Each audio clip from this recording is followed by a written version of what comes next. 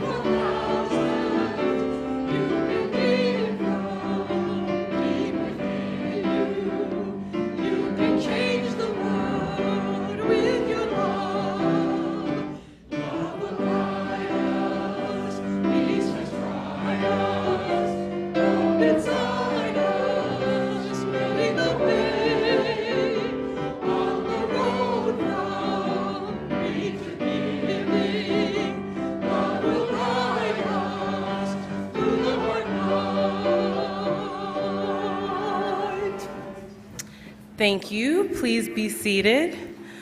My name is Endera Allen Stevens. We especially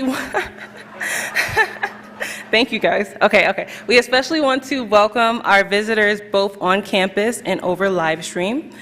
We want our visitors to participate in any of our events and to find out more about us and Unitarian Universalism.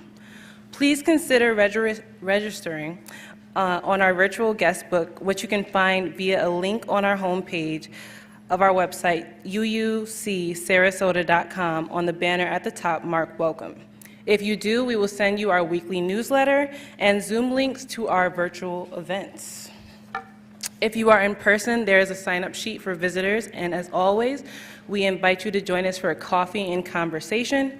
We look forward to getting to know you. And I want to extend a special welcome to Brian Jones, our guest speaker.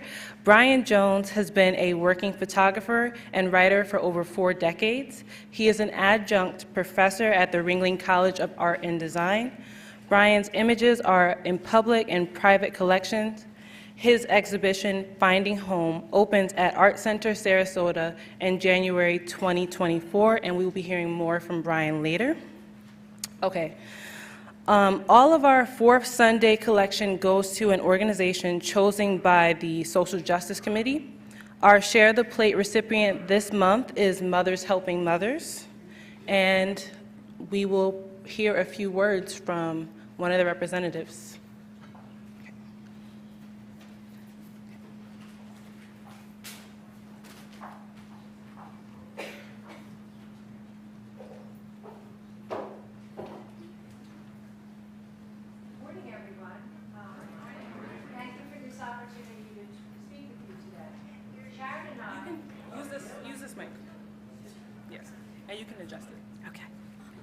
Good morning. Thank you for this opportunity to meet and speak with you today. Sharon and I both volunteer at Mothers Helping Mothers, and we dedicate our time to making this a service that serves 4,500 families in Sarasota and Manatee counties. We have a small store, very similar to a Goodwill, except everything in the store is free. We have clothing, we have housewares, we have toys, which Sharon's in charge of. We have shoes, and we have other essentials. All Faith Food Bank gives us food to distribute to our families. However, there are certain items that we would like. I forgot to mention that we serve men, women, children of all ages, but we have mothers and their babies who need new items. New car seats for their infants and toddlers. They need new baby beds, diapers, formula. So we use our funding and donations to purchase these items. We work closely with manufacturers, stores, even Amazon to get the best deal with the money that is given to us.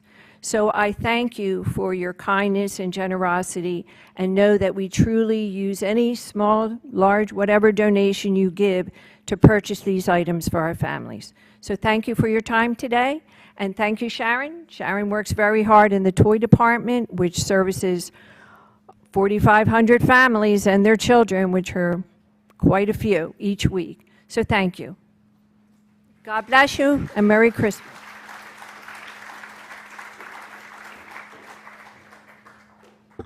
Okay.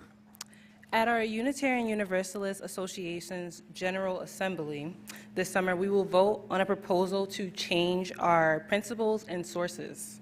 So please join me in reciting part of the proposal, which is printed in your order of service and displayed on the screen behind me. Oh, who's lighting Chalice? Did I skip a page? I skipped a part, everyone. Yeah, I skipped a part.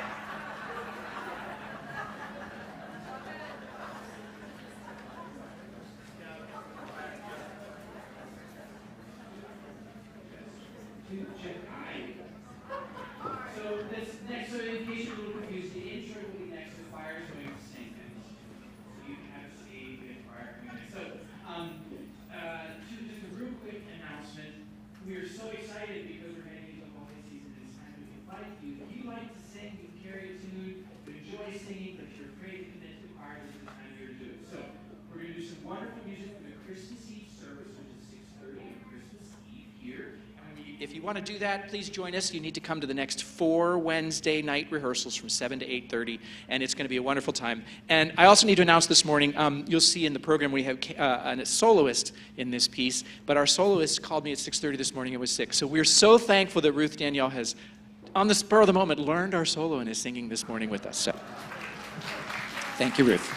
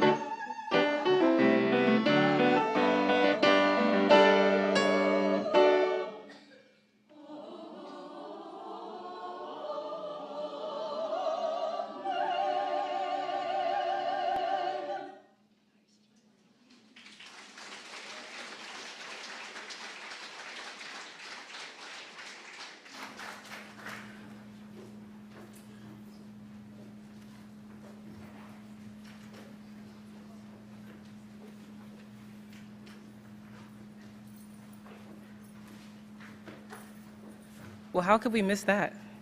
Yeah, okay. So, you remember, should I say it again? I'll say it, okay, I'll say it again. Okay. At our Unitarian Universalist Association's General Assembly this summer, we will vote on a proposal to change our principles and our sources, so please join me in reciting part of that proposal, which is printed in your order of service and on the screen behind me.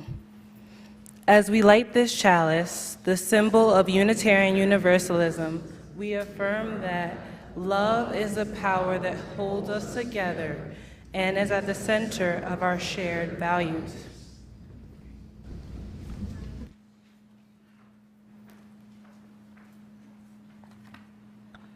Good morning, everyone.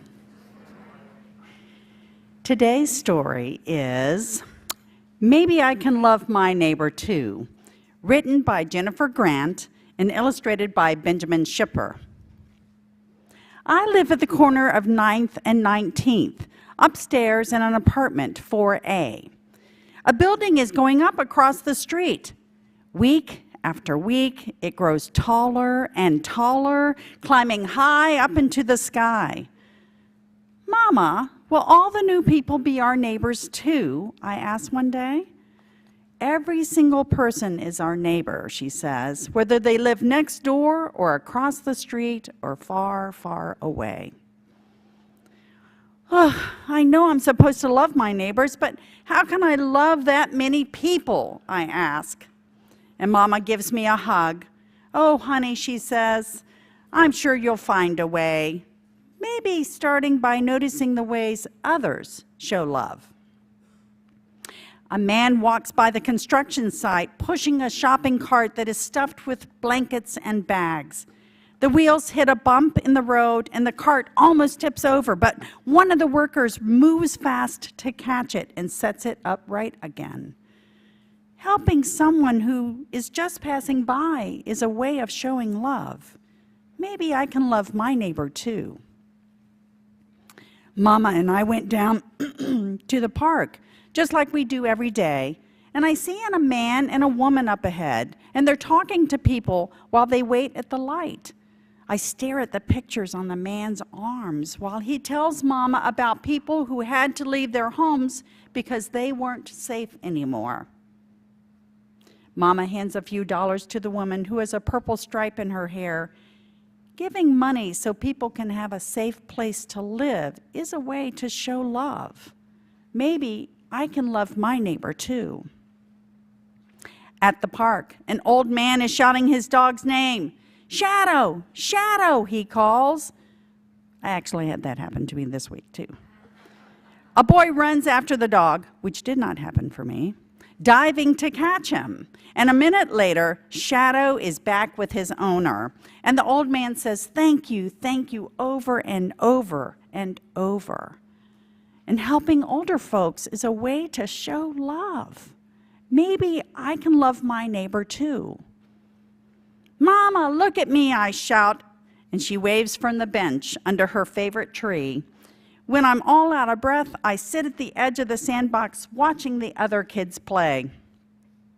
A girl tosses me a shovel and a pail. Then we build the most elegant castle and dig a moat around it, and we decorate it with royal flags made out of sticks and seeds and leaves. That was kind of that girl, Mama says when we were walking back home. I like seeing how she helped and loved her neighbor, and the neighbor this time happened to be you. Sharing toys with a new friend is also a way to show love. Maybe I can love my neighbor too. There's sand between my toes, and Mom says it's time for the tub. But then we hear a knock on the door. It's our neighbors from upstairs, and they have baked us a loaf of bread. Sharing good things to eat is a way to show love. Maybe I can love my neighbor too. So at dinner, I tell Daddy, guess what? I learned something new today. That's what I like to hear, he says. What is it? Every person in the whole world is my neighbor, I said, and I can love them too.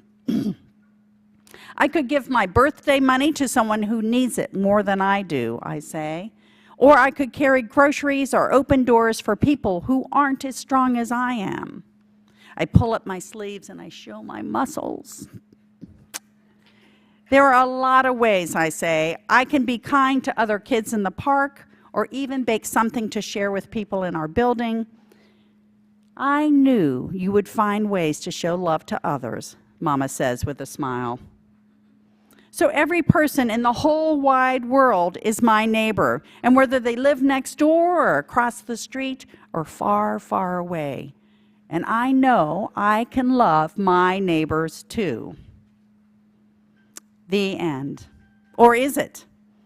When you treat someone with love, you don't ask them what is in their bank account, or what degrees they might have on their wall, or what their viewpoint is on any social issue plaguing our country, or what political party they might be. We just show acts of generous kindness and love because we are all humans with the same needs for safety, peace, and love. Showing love and compassion doesn't cost a thing. It could be as simple as a smile when you look at someone in their eyes. So now I am going to invite any younger UUs who might be here today to join me in the West Wing for art and activities around smiling. Thank you.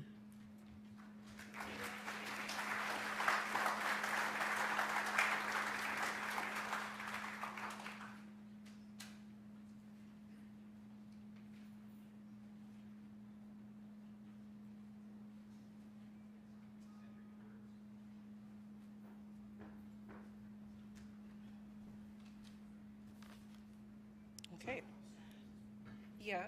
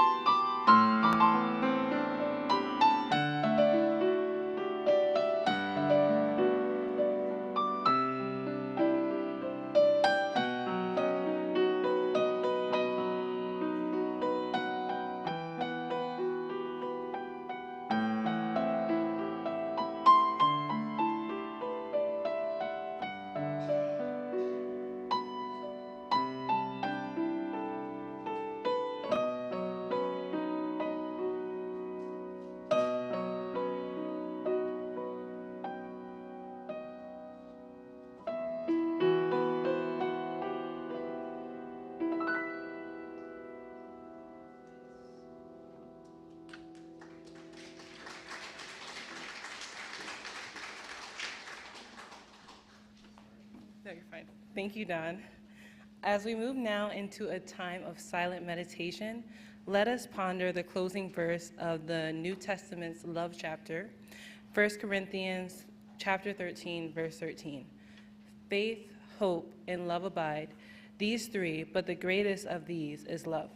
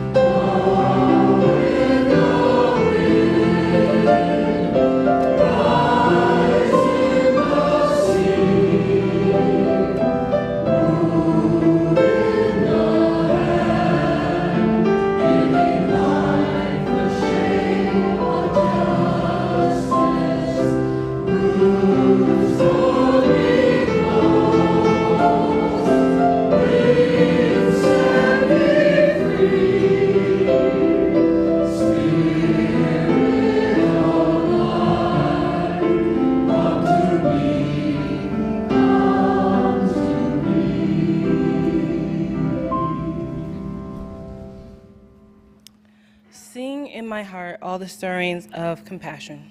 What beautiful words. One expression of compassion and love is generosity. As we take up our offering, we encourage you to be as generous as you can. For those online or those here on your cell phone, there is a link to donate in the description of the YouTube video or on our website under the description of today's service. Let this sacred time begin.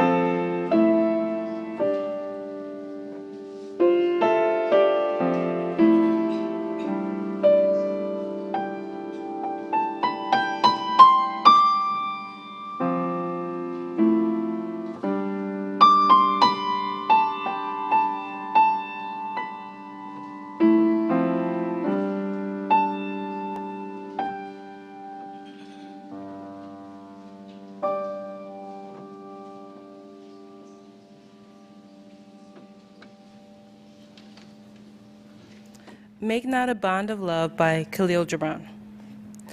Love one another, but make not a bond of love.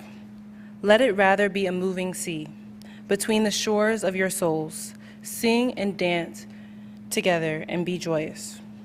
But let each one of you be alone, even as the strings of a lute are alone, though they quiver with the same music.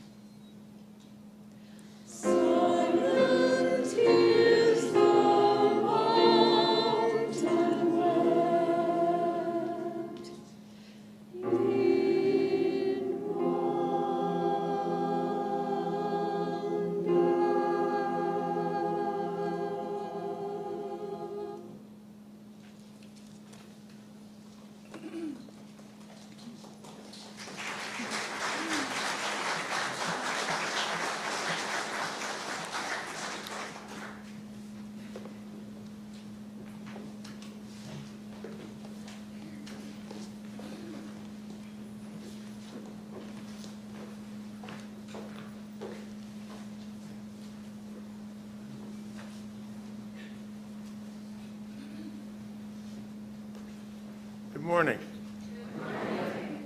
Such a lovely day we have. The sun has come out. We needed that rain, but we're so spoiled that, at least I am. I love the sun.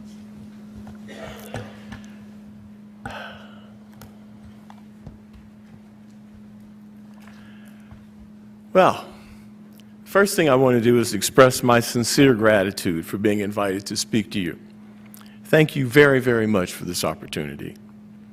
As I talk to you, there will be some images that will be appearing on the screen behind me. So I want you to know that as I raise questions with you regarding love and the act of loving, these images are the closest I can get to sharing an ideal I carry in my heart about love. As an artist, I have made a sincere effort in my life to be open, to be receptive to experiencing things I love. Those fleeting moments where things line up and a process takes over, a process that I love. There is, however, often a paradox in play. Periodically, I identify that which I do not love, but I love photographing it. I've often found that quite strange. But what you see is a visible manifestation of loving energy, intention, and process. I've had the privilege of being a teacher, primarily a professor, well over 4 decades. And I have learned that the most important thing I can do is to raise questions, provide approaches, get out of the way, and listen. What I have learned to accept and do so here is that our questions may not have answers. I propose none to you today. I'm the small voice that says, can we? And if so, how can we? We each must find our own answers. Over all of these decades, I have also remembered the musings that brought me joy and hope. The youthful poet residing in me who still reveres the writings of great poets. I want to share Bryn with you, one of my favorites. Then said Almitra, speak to us of love. And he raised his head and looked upon the people, and there fell a stillness upon them. And with a great voice he said, when love beckons to you, follow him. Though his ways are hard and steep, and when his wings enfold you, yield to him. Though the sword hidden among his pinions may wound you. And when he speaks to you, believe in him. Though his voice may shatter your dreams as the north wind lays waste the garden. For even as love crowns you, so shall he crucify you. Even as he is for your growth, so is he for your pruning. Even as he ascends to your height and caresses your tenderest branches that quiver in the sun, so shall he descend to your roots and shake them in their clinging to the earth. Like sheaves of corn, he gathers you unto himself. He threshes you to make you naked. He sifts you to free you from your husks. He grinds you to whiteness. He kneads you until you're pliant. And then he assigns you to his sacred fire that you may become sacred bread for God's sacred feast. All these things shall love do unto you, that you may know the secrets of your heart, and in that knowledge become a fragment of life's heart. But if in your fear you would seek only love's peace and love's pleasure, then it is better for you that you cover your nakedness and pass out of love's threshing floor into the seasonless world where you shall laugh, but not all of your laughter, and weep, but not all of your tears. Love gives not but itself, and takes not but from itself. Love possesses not, nor would it be possessed, for love is sufficient unto love. When you love, you should not say, God is in my heart, but rather, I am in the heart of God. And think not you can direct the course of love, for love, if it finds you worthy, directs your course. Love has no other desire but to fulfill itself. But if you love and must needs have desires, let these be your desires. To melt and be like a running brook that sings its melody to the night. To know the pain of too much tenderness.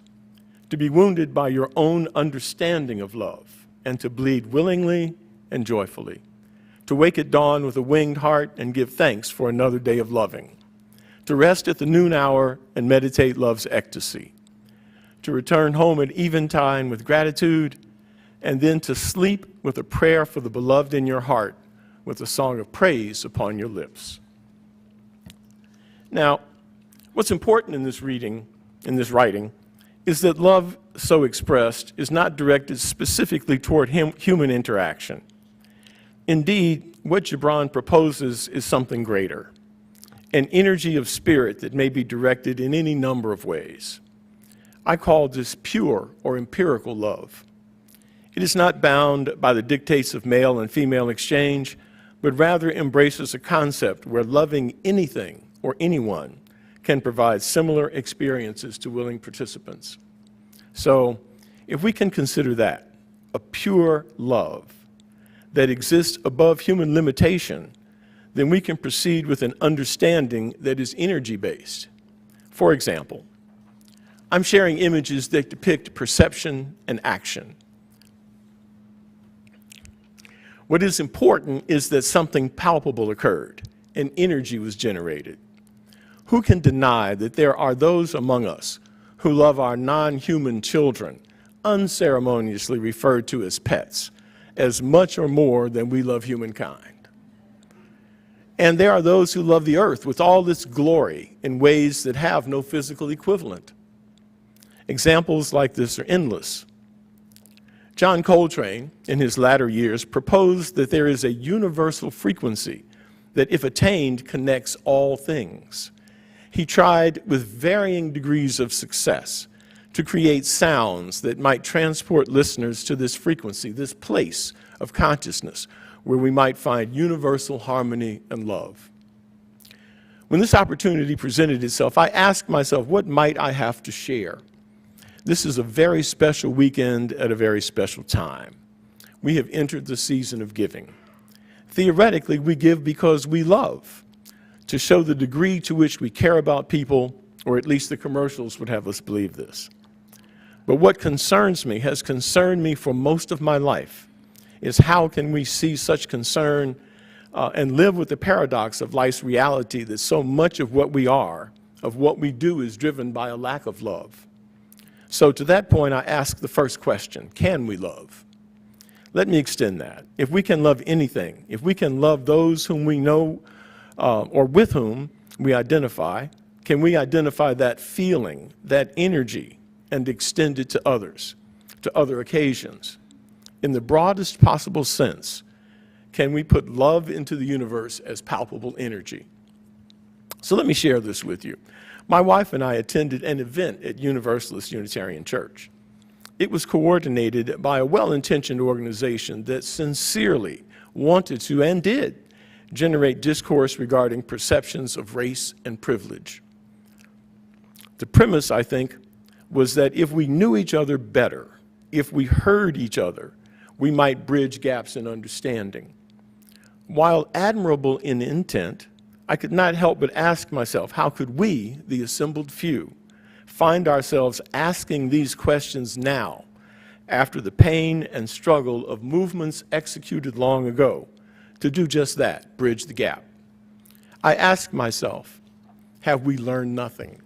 Most of all, I ask myself, have we not learned to love? I was struck recently by the words of a congresswoman who said on the floor of the U.S. Congress, the cries of Israeli children and the cries of Palestinian children sound the same.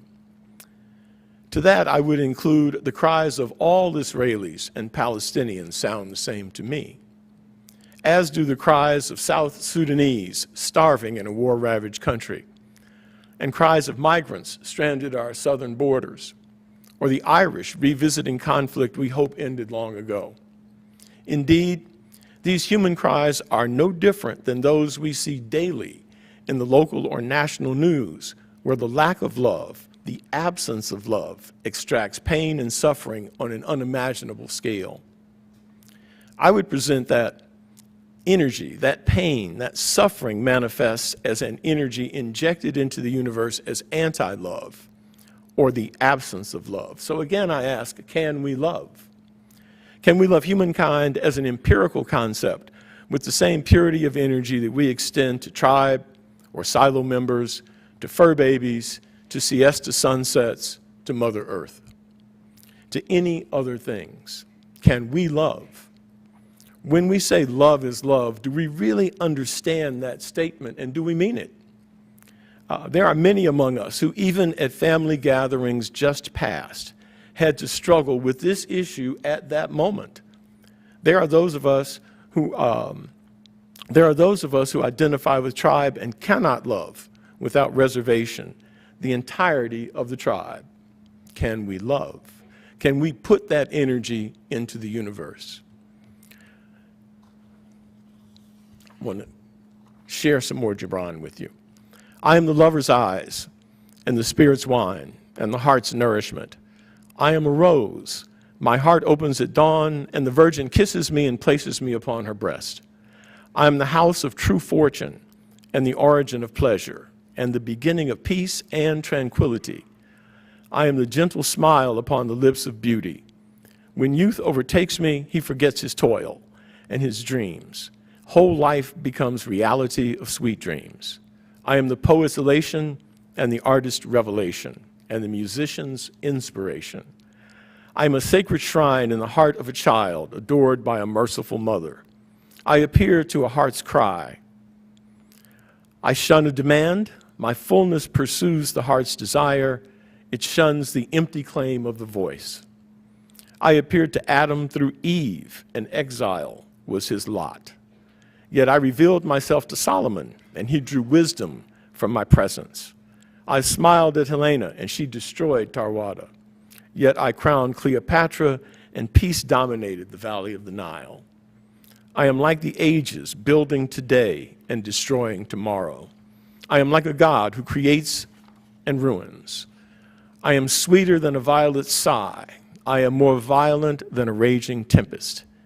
Gifts alone do not entice me. Parting does not discourage me. Poverty does not chase me. Jealousy does not prove my awareness. Madness does not evidence my presence.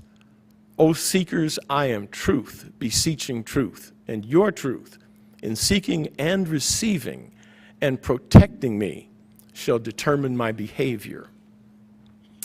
So I'm reminded of Fred Johnson. Fred is a friend of mine. I have him come and speak to my classes every semester at Ringling. And I'm reminded of Fred gracing this stage, asking us to embrace as a group of human spirits the idea and ideal of the breath of life.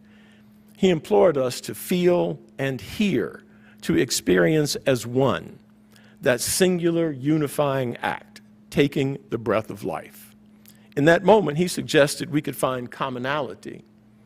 I posit that in that moment, we could experience the joy of loving life. So I raised my second question: how can we love? One of the core commandments of Judaism is love your neighbor as yourself. That's found in Leviticus chapter 19, verse 18. This commandment stands at the center of the central book in the Torah. The Talmudic sages indicated that this is the central commandment of the Torah. The commandment emboldens individuals to treat each other as equals, which requires first valuing oneself in order to be able to mirror and love unto others. In the Quran, divine love means wherever you turn, there is the face of God. I bestowed my own love over you in order that you might be formed under my eye and care. The word love is mentioned in the Quran 83 times. I would note that the Quran is neither a book of legal codes nor systematic theology, nor a book on ethical morality per se. The Quran is basically a book of faith from which Muslims should derive laws, ethics, and the theology needed in order to define the type of human and society God wants people to be. In the Bible, 1 Corinthians chapter 13, verse 4, we read that love is patient and kind. Love does not envy or boast. It is not arrogant or rude. It does not insist on its own way. It is not irritable or resentful. It does not rejoice at wrongdoing, but rejoices with the truth. Sai Baba, an Indian spiritual master, said, life is a song, sing it. Life is a game, play it. Life is a challenge, meet it. Life is a dream, realize it. Life is love, enjoy it.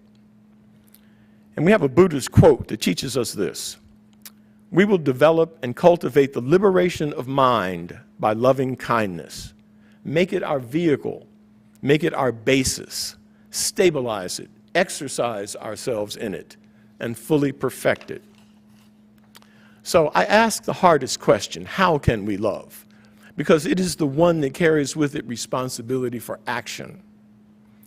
We can say in theory that we can love.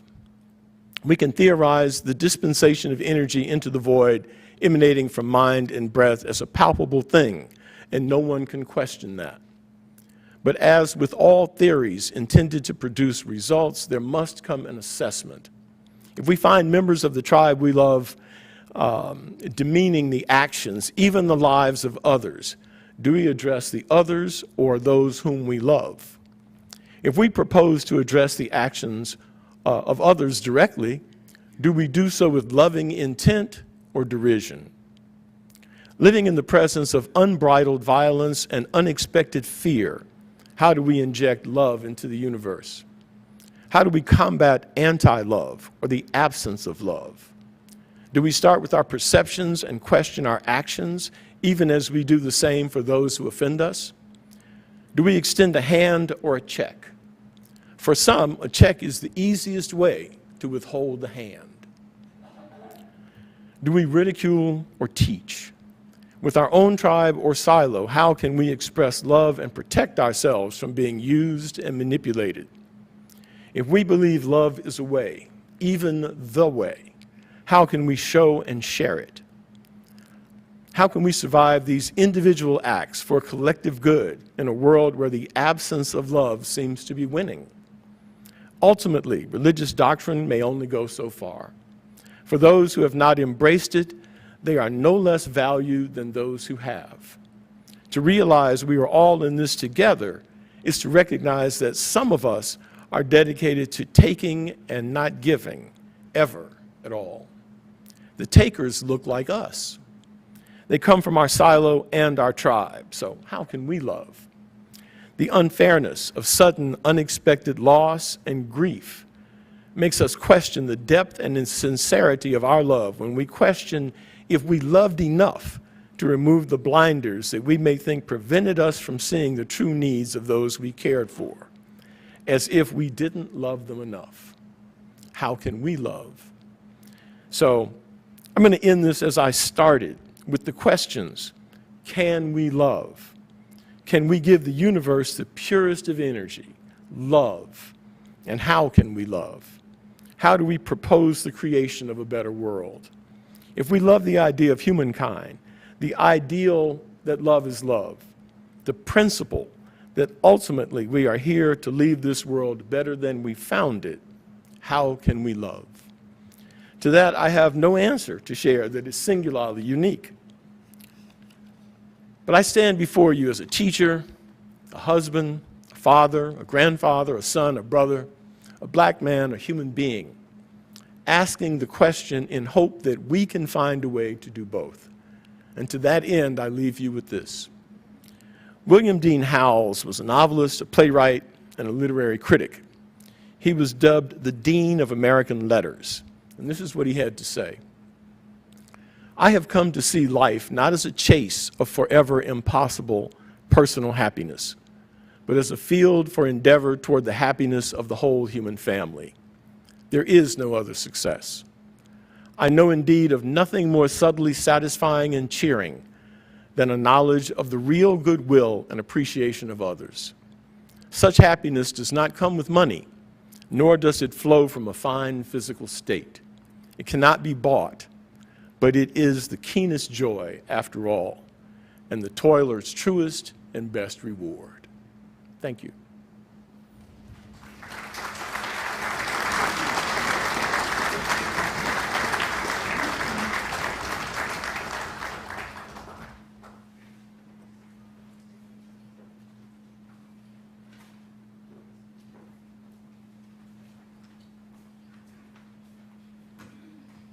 Okay. Please rise as you're willing and able and join us in singing the closing hymn, number 34, "Though I May Speak with Bravest Fire."